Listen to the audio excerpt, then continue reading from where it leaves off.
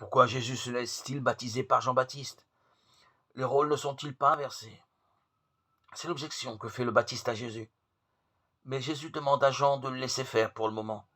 Autrement dit, la signification de ce geste apparaîtra plus tard, quand la justice de Dieu sera enfin accomplie. Cette justice paraît bien mystérieuse, mais elle est indissociable de l'accomplissement du royaume. La représentation du baptême du Christ est connue.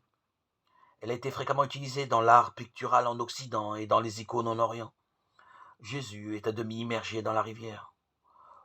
Au-dessus de lui, on peut voir une lumière d'où descend une colombe qui représente l'Esprit Saint, ou encore la main du Père qui désigne le Fils. Sur la rive, on reconnaît Jean-Baptiste vêtu de peau de bête avec d'autres personnages. Nous sommes en présence d'une image théologique qui rend compte de cet événement comme étant une révélation divine.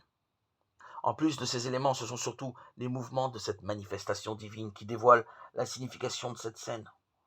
En premier lieu, il est dit que Jésus fut baptisé, ce qui littéralement signifie être plongé, et il remonta de l'eau. Le rite du baptême consiste dans ce double mouvement d'immersion et de remontée de l'eau, tel le passage de la mort à la vie. L'ouverture du ciel imprime elle aussi un mouvement. Depuis l'incarnation, le ciel est définitivement ouvert, car en son Fils, Dieu est venu habiter parmi les hommes. Cette manifestation s'appuie ainsi sur un autre mouvement, le passage du ciel à la terre et de la terre au ciel. Le baptême du Christ est une manifestation de l'Esprit de Dieu qui opère la reconnaissance du Fils bien-aimé. Il est la voix du Père des cieux. C'est dans cette identité de Fils de Père et dans l'Esprit que Jésus commence sa prédication du royaume.